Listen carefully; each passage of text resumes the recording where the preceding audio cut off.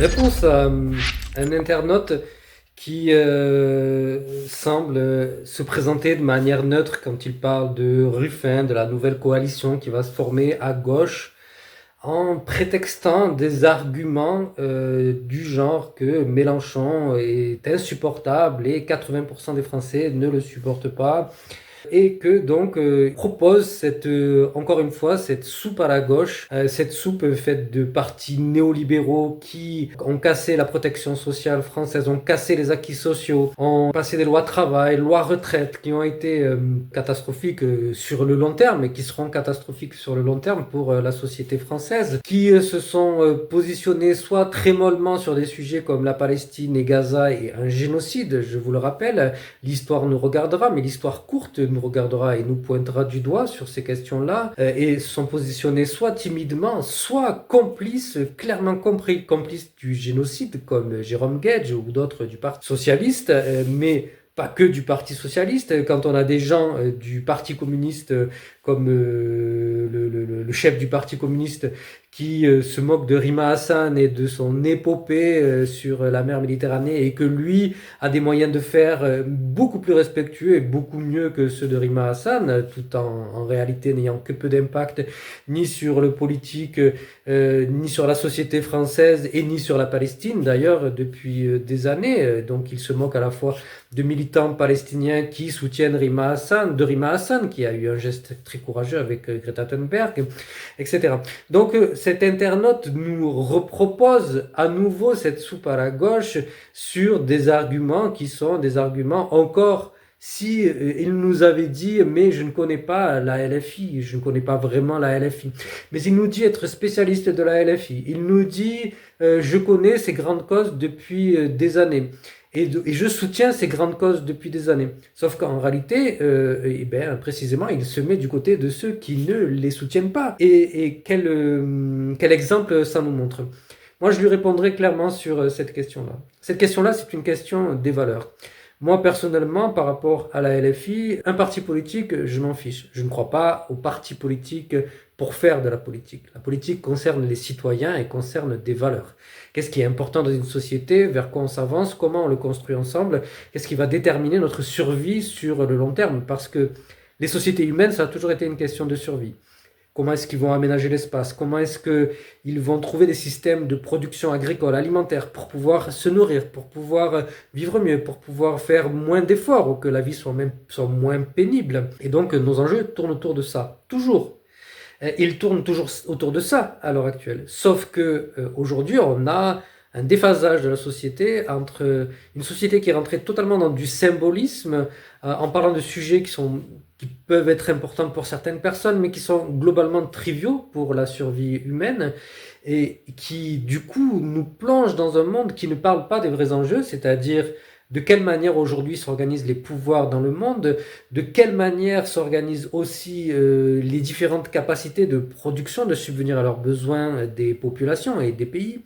et le rôle des puissants dans ces différentes capacités. Et donc, ils nous privent de cette lecture, ces gens-là, quand on déphase en fait tout ça et quand on ne reste que dans le symbolique, dans le symbolisme, ou qu'on attend des arrangements politiques, ou que on nous fait croire que ces gens-là vont réparer le fond du problème. Et le fond du problème ne va pas être réparé avec cette coalition de gauche. Donc, dans la privation des capacités, par exemple, qui est un des sujets majeurs, on empêche aujourd'hui des populations d'accéder, et ce sont des populations qui sont totalement imbriquées dans une chaîne de dépendance vis-à-vis de l'Occident, une dépendance forcée d'un modèle, de mécanismes financiers, de mécanismes de développement, d'institutions comme le FMI, la Banque mondiale et des banquiers, de systèmes bancaires internationaux qui verrouillent en fait toutes les possibilités des populations de s'émanciper et d'avoir et de construire leur propre modèle. Quand on a des pays qui veulent construire leur propre modèle, ils se font ratatiner complètement ou ils doivent développer une telle force militaire pour survivre dans ce système de pression, comme l'Iran, mettons, Cuba, ça s'est passé surtout par quelque chose de très policé, de très fermé pour empêcher les noyautages extérieurs. Et donc les véritables enjeux sont là et on nous les cache, c'est qu'il y a un système de domination et de prédation mondiale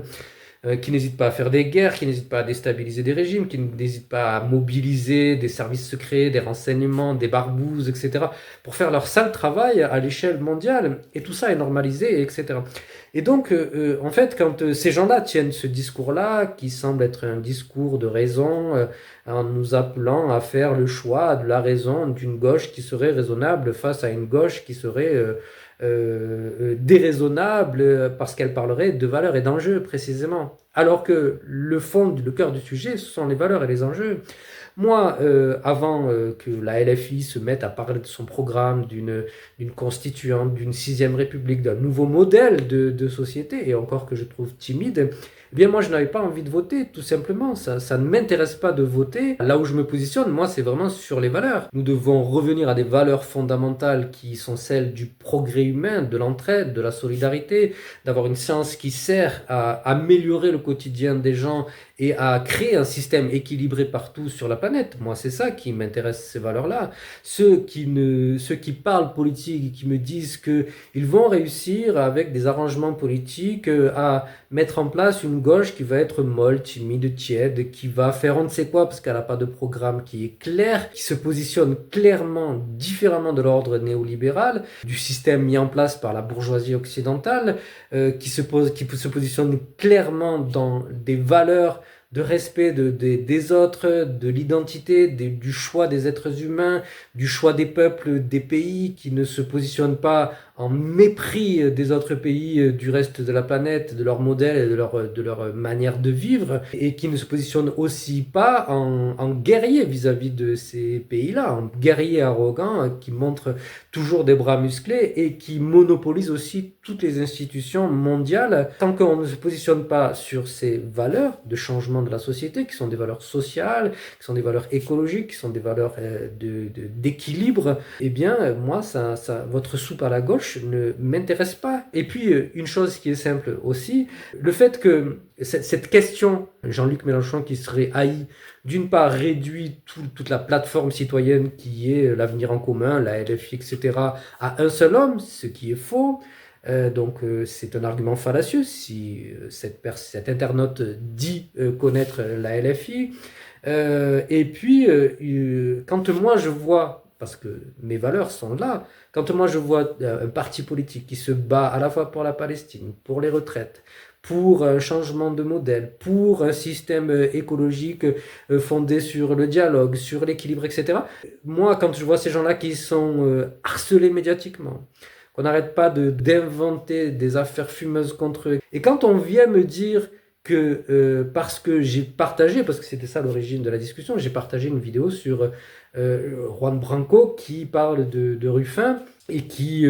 retransmet des enregistrements de François Ruffin qui parle avec Emmanuel Macron, qui se sera arrangé lors d'une des manifestations de François Ruffin par rapport à des ouvriers, je ne sais plus de quelle usine ou je ne sais plus à quel moment ça s'était passé, où ils se sont arrangés pour faire une pièce de théâtre entre tous les deux. Et donc cette personne-là ne veut pas parler de cet enregistrement précisément, on le voit dans sa réponse, c'est très confus ce qu'il dit par rapport à cet enregistrement, qui a l'air d'un enregistrement tout à fait authentique. Après, encore à voir, bien sûr, il faut être prudent aujourd'hui. Quand moi j'ai diffusé ça, on me reproche, moi, d'attaquer des gens de cette gauche néolibérale, ou de cette gauche qui un peu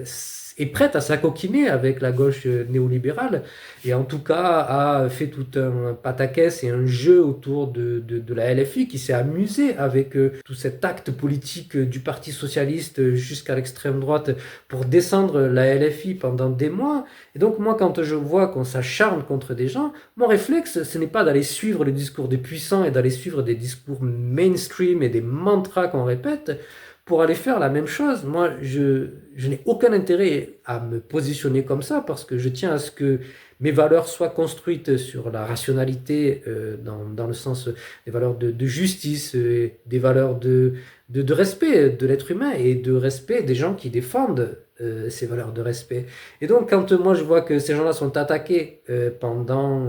des années et des années, qu'on a tout fait pour les empêcher d'accéder au pouvoir alors qu'ils avaient un projet en faveur des populations, en faveur des ouvriers, en faveur de l'écologie, un projet enfin respectueux et ambitieux, que en plus ce projet s'inscrit dans le prolongement de différentes tendances à l'échelle mondiale, qui est le prolongement des indignés en Espagne, et qu'on a pu retrouver au travers des mouvements politiques espagnols qui ont pris la mairie de Barcelone et qui aujourd'hui gouvernent en coalition avec le gouvernement espagnol, et dont on voit les positions franchement humanistes et claires sur différentes questions, à la fois Gaza, mais aussi sociales et écologiques. Il y a une vraie capacité de transformation qu'on a vu aussi au Portugal,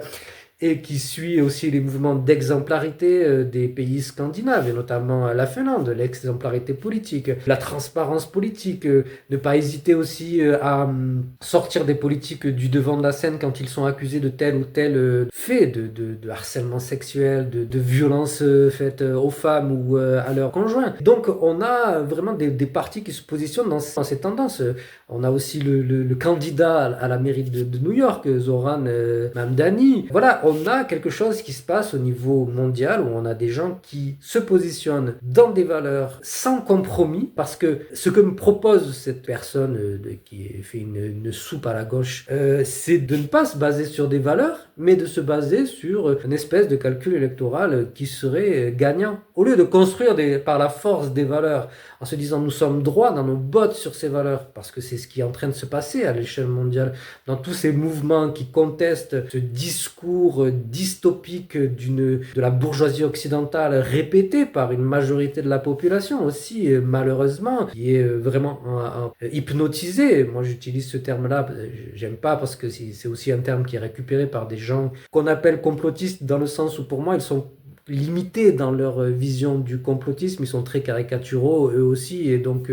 voilà, moi j'aime pas trop employer ce terme-là, mais malgré tout c'est ça, c'est de l'hypnose sociale. La sociologue qui parle de cette hypnose sociale, et bon après on pourrait parler de la propagande, et notamment Jacques Ellul, puis bon celui qui a parlé aussi, le sociologue Bourdieu, qui a parlé aussi de la cooptation sociale. Donc tout ça crée un système de pensée mainstream que les gens se répètent sans même maîtriser ce qu'ils se répètent. Et donc, au lieu de construire par les valeurs, me propose à nouveau une espèce de dilution, parce que on aurait une gauche qui saurait gouverner, mais on ne sait pas, on ne sait pas sur quoi elle gouverne. C'est quelque chose toujours de très flou. Mais moi, je vais vous dire sur quoi elle gouverne. Elle gouverne uniquement sur l'aménagement de la domination de cette classe bourgeoise, avec aujourd'hui, avec un danger supplémentaire de cette classe bourgeoise, c'est que avec l'amenuisement des ressources, et un modèle qui a provoqué cet amenuisement des ressources et qui nous amène droit à l'effondrement, puisque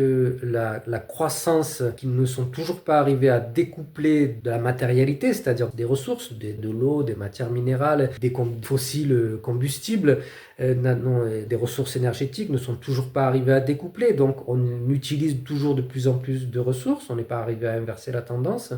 et sauf que ces ressources ne sont plus disponibles, et qu'elles donc vont s'arrêter, et que donc il va y avoir un effondrement, et que ces classes bourgeoises en réalité ne sont que en train de nous distraire avec tout un tas de choses, et sont en train de mener aujourd'hui des guerres de sécurisation de ces ressources pour les accaparer, sont en train d'aménager les différents pays dans lesquels ils vivent en Occident, mais aussi au travers des classes compradors, comme le disait Samir Amin, dans les pays en développement, s'assurant du verrouillage des populations, et donc dans les pays occidentaux, mais aussi dans les pays en développement, où on va avoir une fracture de plus en plus forte, avec une impossibilité de contester, et avec des scénarios dystopiques des populations à la fois en Occident et à la fois dans les pays en développement, qui vont se retrouver dénués, mais vraiment totalement privés d'accès aux ressources, avec des moyens pour faire que ces populations restent dans l'obéissance, puisqu'on l'a trouvé avec... on a eu cette organisation de l'obéissance à l'époque du Covid, puisqu'on a eu un verrouillement sécuritaire invoqué au nom de la lutte contre le terrorisme depuis le début des années 2000. Donc tout cet étau est en train de se refermer entre nous. Et donc on a ce genre d'individu qui vient nous dire qu'aujourd'hui il faudrait repacter, comment dire, au nom de la raison, au nom d'une espèce de neutralité bienveillante, s'associer avec cette gauche qui se prétend gauche en fait, mais qui ne fait que maintenir l'ordre bourgeois et tout ce qu'il mène comme prédation, guerre, pillage, et puis ordre social dystopique dans la population, et qui anime une certaine apparence de gauche, une certaine apparence de bienveillance, de protection des minorités, etc. Sauf que moi, comme je le rappelle encore une fois,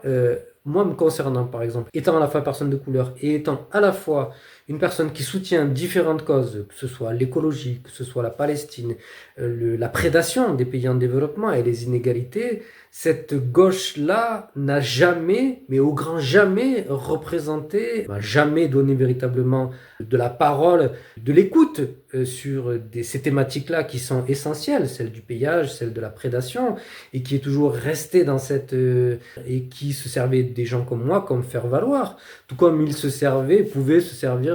de temps en temps de la Palestine comme faire valoir, se servait de l'écologie comme faire valoir, tout en maintenant une politique qui était contraire à ces valeurs-là. Et donc, n'ayant jamais été respecté ni écouté par ces gens-là, et ayant aussi subi cette mobilisation de la pensée autour d'idées comme en France, il y a une cinquième colonne qui cherche à prendre le pouvoir, une volonté de musulmans de grand remplacer la société ou de prendre le pouvoir, et qui donc au final n'ont jamais permis une expression politique et qui serait tout à fait légitime, comme les chrétiens démocrates l'ont eu, comme les juifs l'ont au travers de différentes associations et de mouvements politiques et d'insertion dans différents mouvements politiques l'ont eu. Et bien ça a été interdit aux musulmans, mais aussi qui maintenait cette idée de gens qui venaient d'Afrique, même s'ils ne le disaient pas, mais qui étaient, quelle que soit leur religion, mais qui étaient des gens qui étaient menaçants pour la société, qui étaient mal éduqués, tout en négligeant totalement de parler de manière systémique de pourquoi il y avait ça, de parler du modèle urbain occidental qui génère ça, et qu'on ne retrouvait pas dans ces sociétés avant, et que pendant longtemps on ne retrouvait pas dans ces sociétés ce genre de comportement qui est propre à l'Occident. Ce comportement des banlieues, par exemple, qui est un comportement purement occidental et qui donc vient de la culture occidentale, qu'elle rejette alors que ça vient purement de la culture occidentale. Donc on a eu cette espèce d'hypocrisie sur ça, cette utilisation de ces populations comme faire valoir, cette non-écoute. Et aujourd'hui, on voudrait nous dire que ces gens-là auraient des solutions à nous apporter. Et c'est là où moi, personnellement, moi je m'étais positionné déjà en 2022 et en dernières élections, donc ça peut être 2010, alors attendez, 2017,